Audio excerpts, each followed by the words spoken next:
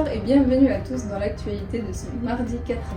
La découverte d'une nouvelle molécule, la salinosparamide A, est une structure révolutionnaire. Le laboratoire HINM a découvert cette nouvelle fonction biologique. Galvanisés par cette découverte, les fonds marins sont pris d'assaut.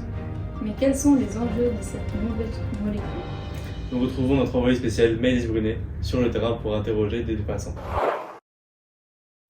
Oui, nous sommes en compagnie d'Ornade Dufal, du professeur Léopold, qui est un professeur de génétique et d'évolution. D'Aslan, un jeune étudiant de Mehdi, qui est un étudiant en deuxième année de pharmacie. Je vais vous poser quelques questions. Ok. Si je vous parle de molécules marines, ça vous fait penser à quoi? À part H2O, j'en connais pas vraiment. De molécules qu'on retrouve dans les océans, dans les espaces aquatiques. Alors, j'imagine qu'elles sont libérées par des bactéries marines, ou des algues, et qu'on les trouve, oui, en pharmacologie. Mademoiselle, excusez-moi, j'ai quelques questions à vous poser. Je suis désolée, j'ai pas le temps. Est-ce que vous en connaissez? Les ribulines, ouais, c'est une qui m'est revenue. Ça. Oui, comme la phycoscanine qui va du microalgue. On les trouve où dans la vie de tous les jours? En cosmétique, il y a l'acide hyaluronique, le collagène aussi. Et si je vous parle de la salinosparamide A, ça vous dit quelque chose? Non, pas du tout. C'est un inhibiteur de protéasome, si je ne me trompe pas, et qui est potentiellement utilisé pour les traitements anticancéreux. Parfait, merci beaucoup. Bah de rien. Merci pour ce reportage, mademoiselle Brunet. Tout de suite, faisons place à notre envoyé spécial de chez Abyss, chez Jamy, Michel et ses assistantes. Et Jamy, dis-moi, qu'est-ce que tu sais à propos de la salinosparamide A? Et oui Michel, alors je peux te dire que la salinosparamide A est produite par des bactéries marines de la famille Salinospora, et plus particulièrement Salinospora tropica et Salinospora arenicola. On peut retrouver ces bactéries dans les sédiments marins tropicaux et subtropicaux des océans Atlantique, Pacifique et Indien.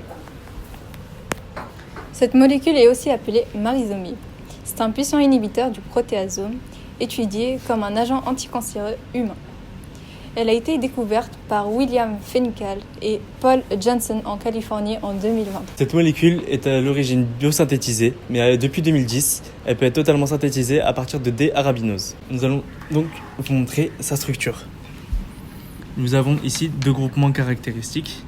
Tout d'abord, un bêta-lactone en forme de carré, avec son groupement cétone, et un gamma-lactame en forme de pentagone. Donc nous retrouvons ici plusieurs groupements.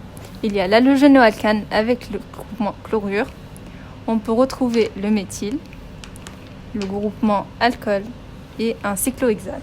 Comme on l'a dit précédemment, la salinosparamide A est un inhibiteur du protéasome. Le protéasome est un organite intracellulaire de 2500 kilodaltons et composé de protéines.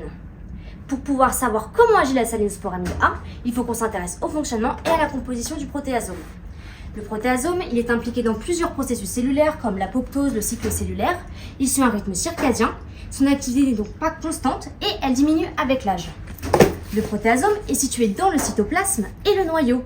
Il est composé d'un cœur catalytique 20S et aux extrémités, deux sites régulateurs 19S. Le tout forme un complexe protéasique 26S. Mais je vais te laisser avec Michel qui va t'en dire un petit peu plus. Allez viens, je t'explique tout.